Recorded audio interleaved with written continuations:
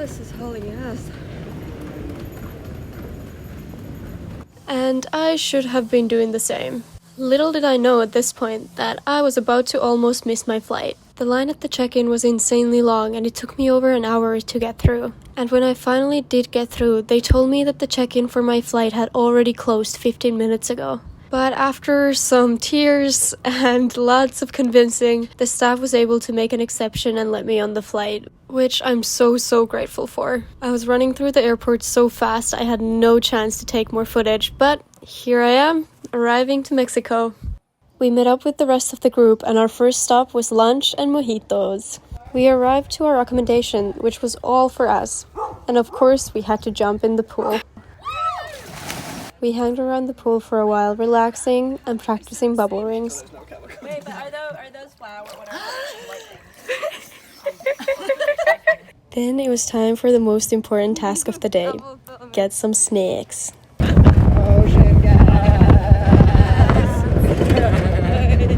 And we were greeted by the house dogs on the way back.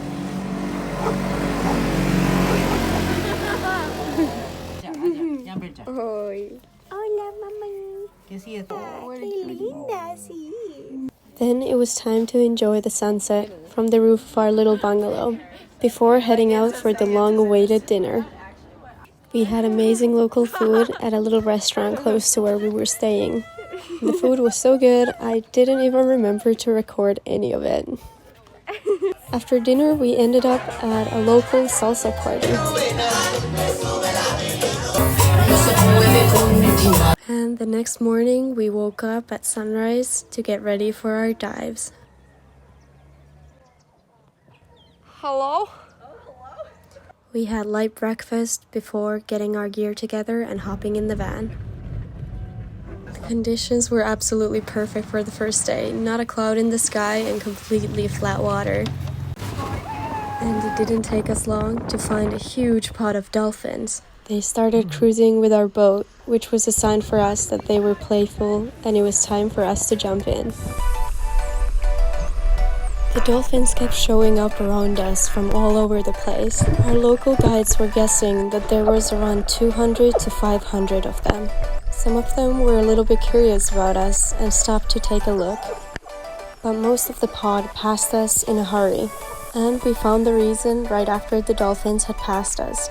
They were probably hunting on this bait ball. After the dolphins, we headed out to a small island that is known for its colony of sea lions. On the way there, our local guide Mariella was teaching us about the local species and how to interact with them without disturbing them. And then it was time to jump in with the sea lions. First, the male of the colony was kind of keeping an eye on us and keeping all the females to himself. But after waiting for a while, a couple of the females took off from his protection and came to play with us. Sea lions are naturally very playful and love to interact with people. But they can attack humans if you go too close and don't respect their space.